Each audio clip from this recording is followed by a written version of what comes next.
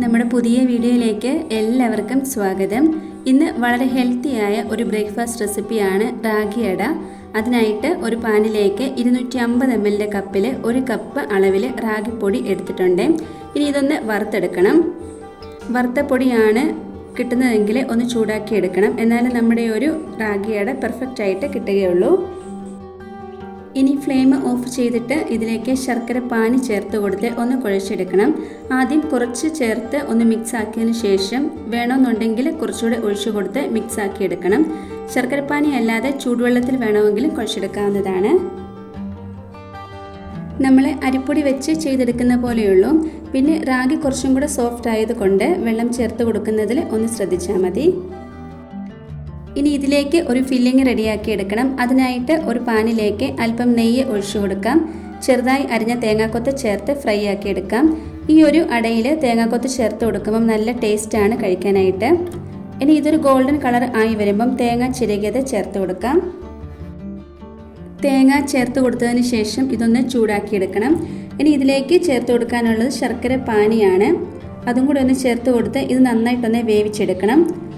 ഈ ഒരു ശർക്കര പാനിയൊക്കെ വെന്ത് വറ്റി വന്ന് കഴിയുമ്പം ഇതിലേക്ക് ഏലക്ക, ചെറിയ ജീരകം പൊടിച്ചതെന്ന് ചേർത്ത് കൊടുക്കാം. നമ്മുടെ ഫില്ലിംഗ് ഇപ്പോൾ ഇവിടെ റെഡി ആയിട്ടുണ്ട്. റാഗി ഇതുപോലെ ഒന്ന് ബോൾസ് ആക്കി എടുത്തതിന് ശേഷം ഇലയിലേക്കൊന്ന് വെച്ച് കൊടുക്കാം. ഇനി അതിൻ്റെ മുകളിലേക്ക് നമ്മൾ നേരത്തെ റെഡിയാക്കി വെച്ചിട്ടുള്ള ആ ഒരു ഫില്ലിങ്ങും കൂടെ ഒന്ന് വെച്ച് കൊടുക്കാം. നമ്മൾ സാധാരണ ഇലയുടെ ഉണ്ടാക്കുന്ന പോലെയല്ല കേട്ടോ ഇത് റെഡിയാക്കി എടുക്കുന്നത്. ജസ്റ്റ് ഒന്ന് വെച്ച് കൊടുത്താൽ മാത്രം മതി. ഇനി ഇത് ഒന്ന് ഫോൾഡ് ചെയ്ത് എടുക്കാം. വാഴയില ഒന്ന് ചൂടാക്കി എടുക്കുവാണെങ്കിൽ ഇത് ഫോൾഡ് ചെയ്യുന്ന സമയത്ത് പൊട്ടിപ്പോകത്തില്ല. നമ്മുടെ ഈ ഒരു ചാനലിൽ അടയുടെ റെസിപ്പി മുൻപ് അപ്ലോഡ് ചെയ്തിട്ടുണ്ട്. അത് റവ വെച്ചിട്ടാണ്. കാണാത്തവരുണ്ടെങ്കിൽ ഒന്ന് കണ്ട് സപ്പോർട്ട് ചെയ്യണേ. നമ്മുടെ ഇപ്പം അട എല്ലാം തന്നെ ഇവിടെ റെഡിയാക്കി എടുത്തിട്ടുണ്ട്. ഇനി ഇതൊരു ആവിച്ചെമ്പിലേക്ക് വെച്ച് കൊടുത്തൊന്ന് സ്റ്റീം ചെയ്ത് എടുക്കാം. ഒരുപാട് സമയമൊന്നും വേണ്ട. ഒരു 10-15 മിനിറ്റിനുള്ളിൽ ഇത് വെന്ത് കിട്ടും.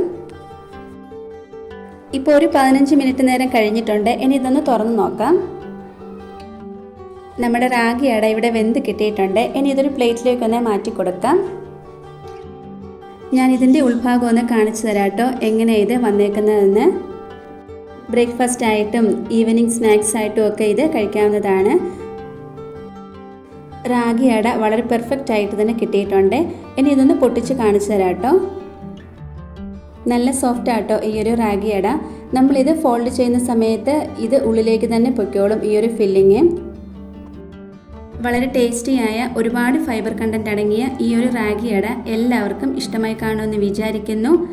ഇതുപോലെ എല്ലാവരും ഒന്ന് ഉണ്ടാക്കി നോക്കിയിട്ട് നിങ്ങളുടെ അഭിപ്രായം പറയണേ. നമ്മുടെ ഈ ഒരു ചാനലിൽ അപ്ലോഡ് ചെയ്യുന്ന റെസിപ്പികൾ ഇഷ്ടമാകുന്നുണ്ടെങ്കിൽ ഒന്ന് സപ്പോർട്ടും കൂടെ ചെയ്യണേ.